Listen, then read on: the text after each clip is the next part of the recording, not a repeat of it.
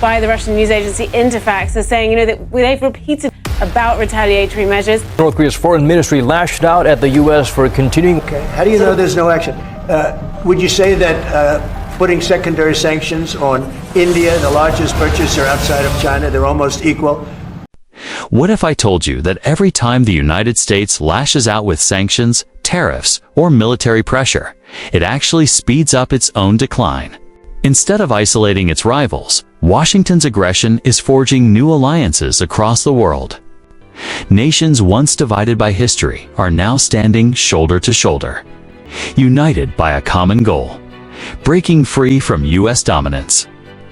Welcome to the story of how American power is unraveling and how a new world order is quietly taking shape in its place. Chapter 1: The Empire That Overreached.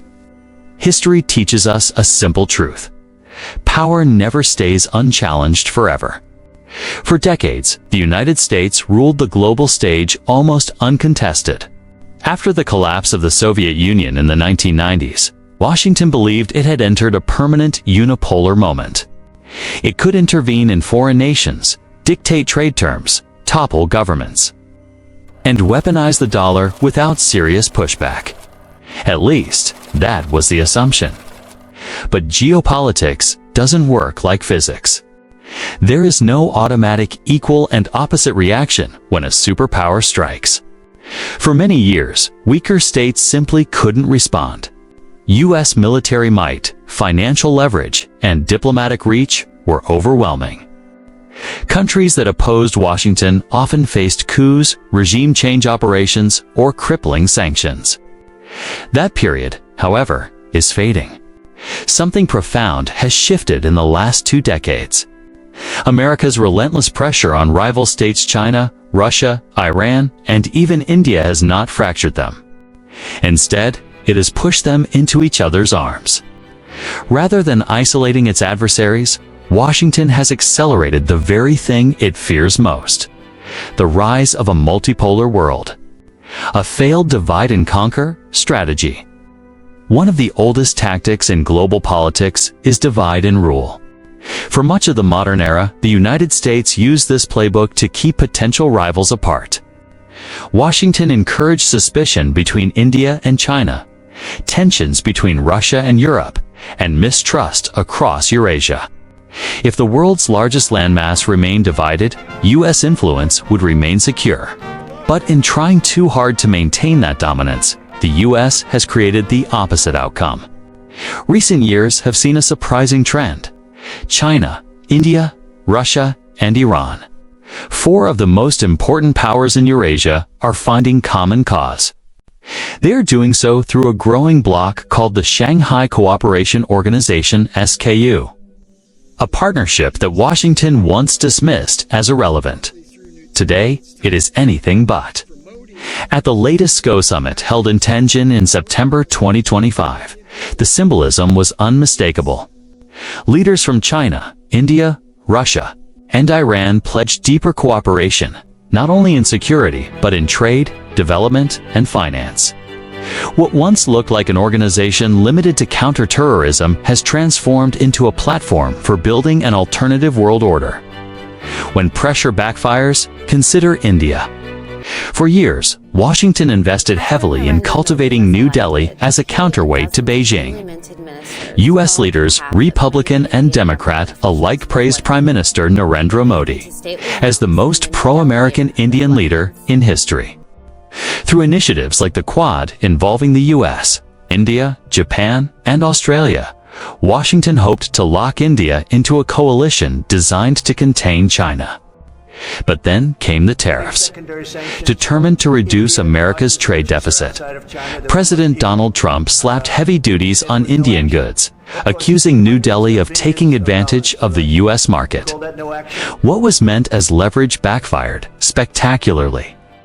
Instead of bowing to Washington, India began warming its relations with China, especially at the SKO summit.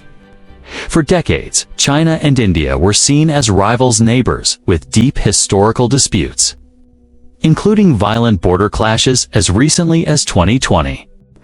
Yet at Tianjin, their leaders stood side by side, signaling a thaw that few thought possible. Modi even tweeted about his productive and fruitful meetings with Chinese President Xi Jinping. Words that would have been unthinkable a few years earlier. The U.S. strategy of divide and conquer had not only failed, it had backfired. By punishing India with economic pressure, Washington unintentionally pushed it closer to Beijing and Moscow, building blocks of a new order. The SCO summit did more than provide symbolic gestures of unity.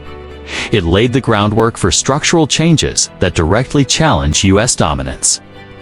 Among the most important announcements was the proposal for an SKU development bank, designed to finance projects using local currencies rather than the U.S. dollar.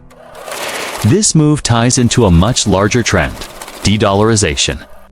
For decades, the dollar has been the backbone of the global economy. Nations relied on it for trade, reserves, and international finance.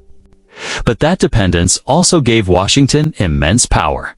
Through its control of the dollar system, the U.S. could cut off entire countries from global trade, enforce sanctions, and dictate economic rules. Now, countries are saying enough is enough. Iran's president, speaking at the SCO summit, urged member states to accelerate the shift away from the dollar. He proposed concrete steps, expanding trade in local currencies, building joint digital payment systems, and creating a multilateral currency fund to help countries under U.S. sanctions.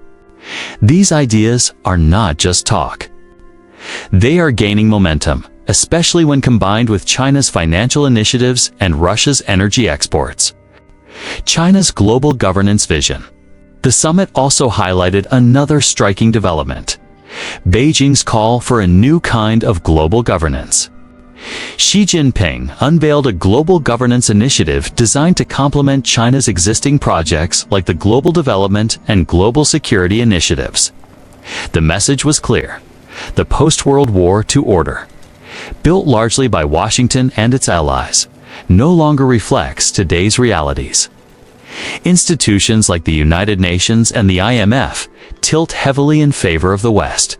For example, France and the UK, each with populations of under 70 million, enjoy permanent veto power on the UN Security Council, while countries like India, Brazil, and Nigeria, with hundreds of millions of people, have none.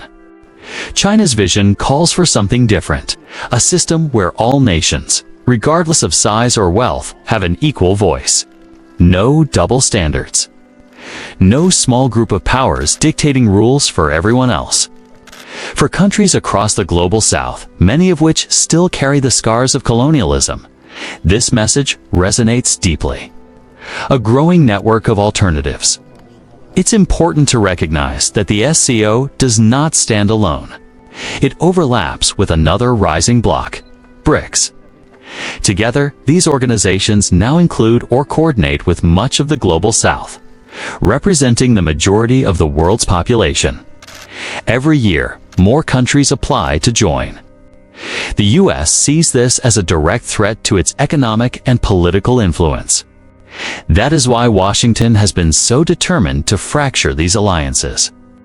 But instead of breaking them apart, American pressure is solidifying them. Eurasia, the vast heartland, stretching from China to Europe, slowly knitting itself together in defiance of U.S. hegemony. The dragon and the elephant. Perhaps the most symbolic image from the 2025 SCO summit came not from an official policy paper, but from a metaphor used by Xi Jinping. He described China and India as the dragon and the elephant. Two great civilizations that should dance together instead of clashing. For centuries, these two giants have viewed each other with suspicion. Washington counted on that tension as a permanent fact of geopolitics. But now, the dance is beginning, and it could reshape the global balance of power. And this is only the beginning. The question is not whether U.S. dominance is fading, the real question is what will replace it. Chapter 2. The Rise of a Multipolar World. When historians look back at the early 21st century, they may not remember the exact year the U.S. lost its grip on the world. But they will remember the forces that made it inevitable: endless wars, reckless sanctions, financial crises, and above all, the arrogance of believing no other system could exist. In 2025, those assumptions are being shredded as nations carve out a world no longer centered on Washington. The power of de-dollarization. Perhaps the clearest sign of this transformation is the push for de-dollarization. For decades, the dollar's dominance gave the U.S. unmatched leverage. Every time countries traded oil, imported technology, or paid debts, the dollar was the currency of choice. This meant that Washington, through its control of banks and financial institutions, could dictate terms to almost anyone. But that power has become a weapon, and weapons provoke resistance. U.S. sanctions on Iran, Russia, Venezuela, and others expose just how vulnerable nations were if they relied too heavily on the dollar. By freezing assets and cutting countries out of the global banking system, Washington made clear that the dollar was not just a currency, it was a political tool. At the 2025 SCO summit in Tianjin, leaders made it plain: this system is unsustainable. Iran's president proposed 3 pillars to weaken dependence on the dollar. First, expand trade in national currencies, allowing countries to deal directly without going through U.S. banks. Second, develop digital payment systems, including central bank digital currencies, to bypass Western-controlled networks like SWIFT. Third, establish a multilateral currency fund that could support members under sanctions or financial stress. These ideas go beyond theory. Russia already sells oil to China and India in rubles and yuan. China has struck agreements with dozens of countries to settle trade in renminbi. Even nations long aligned with Washington, like Saudi Arabia, are exploring alternatives. Slowly, the foundations of dollar supremacy are cracking. Why Wall Street is nervous? De-dollarization doesn't just threaten Washington's geopolitical power, rattles the core of Wall Street's dominance. In the U.S., commercial banks act as middlemen, controlling payment systems and earning profits by keeping interest rates low for savers while collecting high returns from the Federal Reserve. But if countries adopt digital currencies and new clearing systems, that monopoly could crumble. Imagine ordinary citizens in developing countries holding accounts directly with their central banks, bypassing commercial banks altogether. Not only would they earn higher interest, but they would no longer depend on U.S. financial institutions. For Wall Street, this is an existential threat.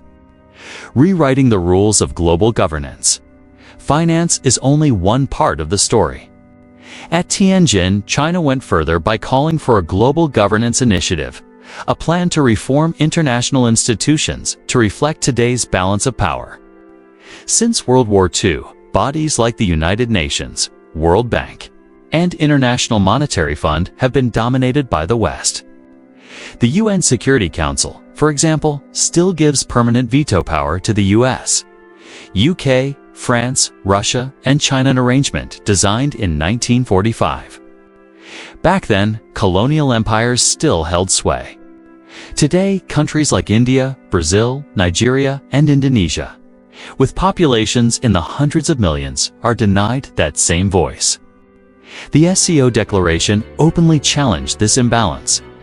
It argued for reforms to give developing countries greater representation and to adapt global institutions to the political and economic realities of today. In practice, this means reducing Western dominance and expanding the influence of the global South. For Washington and Brussels, this is a nightmare scenario, a world where rules are no longer written in their favor. The dragon, the bear, and the elephant. One of the greatest fears in U.S. strategy circles has always been a unified Eurasia. Geopolitical thinkers from the early 20th century warned that if Russia, China, and India ever aligned, they would control not only the largest landmass, but also the majority of the world's population and vast natural resources. That nightmare is now becoming reality. Russia brings energy and military power. China contributes technological innovation and the world's second-largest economy.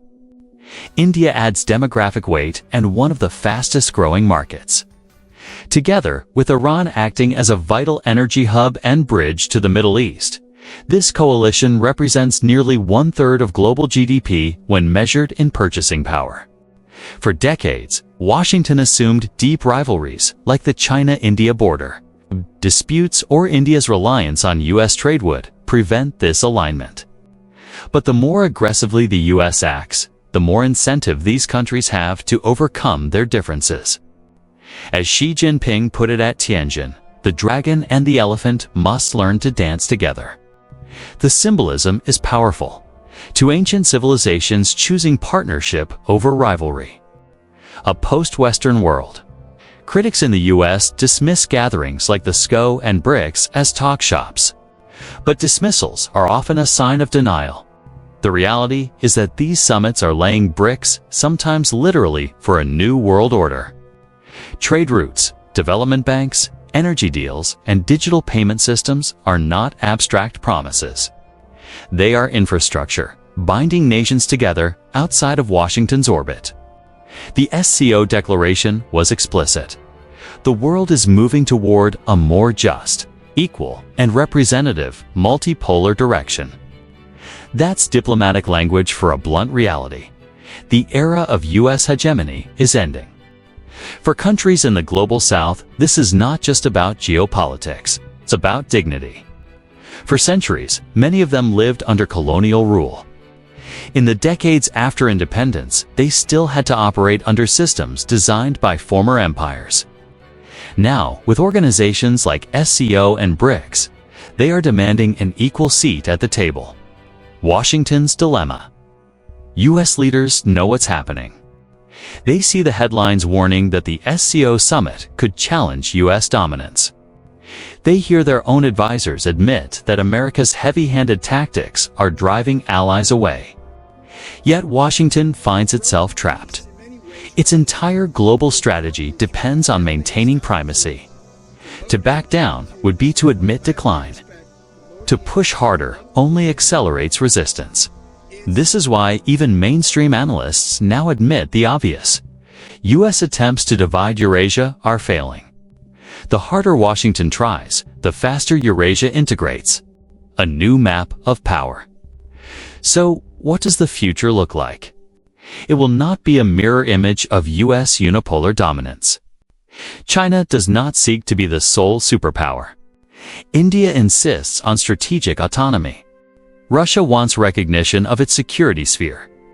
Iran seeks relief from isolation. Each has its own ambitions, and tensions will not vanish overnight. But together, they share a common project, building a world where no single power dictates the rules. That vision resonates across Africa, Latin America, and Southeast Asia. And it is being realized through practical steps banks, trade routes, digital systems that are already eroding U.S. dominance. The U.S. still has unmatched military power and global influence, but its ability to command obedience is slipping, instead of one empire at the center. The 21st century may be remembered as the era when power became distributed messier, more complex, but also more balanced. At the heart of this story is irony. In trying to protect its supremacy, the United States may have guaranteed its decline. Every sanction, every tariff, every attempt to bully another nation has pushed the world faster toward alternatives. What Washington fears most, a multipolar world, is no longer a distant possibility. It is already here, being built brick by brick, summit by summit, across the vast expanse of Eurasia. The empire overreached. And in doing so, it awakened the very forces that will define the next century.